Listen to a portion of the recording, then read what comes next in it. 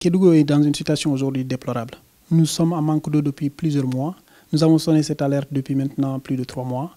Malheureusement, jusqu'à présent, il n'y a pas de solution durable. Ce que nous appelons aujourd'hui à l'État, c'est que l'État vienne en aide à cette population-là qui souffre et nous avons tous soif à Kédougou.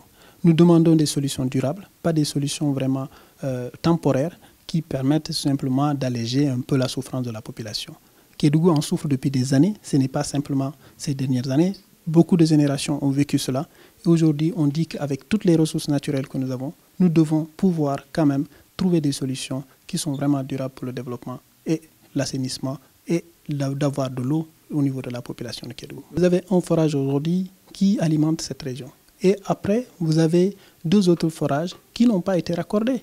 Et il faut savoir que quand même c'est très insuffisant par rapport au nombre de la population, par rapport à cette région qui grandit jour en jour, où on a reçoit des populations de tous les pays. Nous pensons aujourd'hui qu'il y a une solution qui peut être mise en place. Cette situation est liée à 2 paramètres qui sont vraiment importants. Le premier paramètre, c'est un manque d'infrastructures. Pas d'infrastructures qui ont été créées à Kédougou depuis des années, ou bien on a eu à construire 1 ou 2 forages, mais qui sont totalement insuffisants et qui n'ont pas été raccordés au système de raccordement au niveau de l'eau de Kédougou. Et de l'autre côté, vous avez quand même une population. La population qui augmente. C'est quelque chose qui est réel. Nous allons voir depuis 2013 par rapport à 2023, nous aurons une augmentation de la population près de 40%. Donc avec ces effectifs, si nous n'anticipons pas ces problèmes-là, nous allons être dans une situation catastrophique.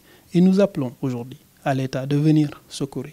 Et en même temps, en tant que président du Force citoyenne pour le mouvement du Force citoyenne pour le progrès, nous demandons à ce que la population, à ce que tous les élus, à ce que l'ensemble de la population soient unis autour de l'essentiel, qui est Kédougou. Nous ne sommes pas là pour politiser les choses, nous sommes là pour trouver des solutions concrètes qui permettront d'alléger la souffrance de la population de Kédougou.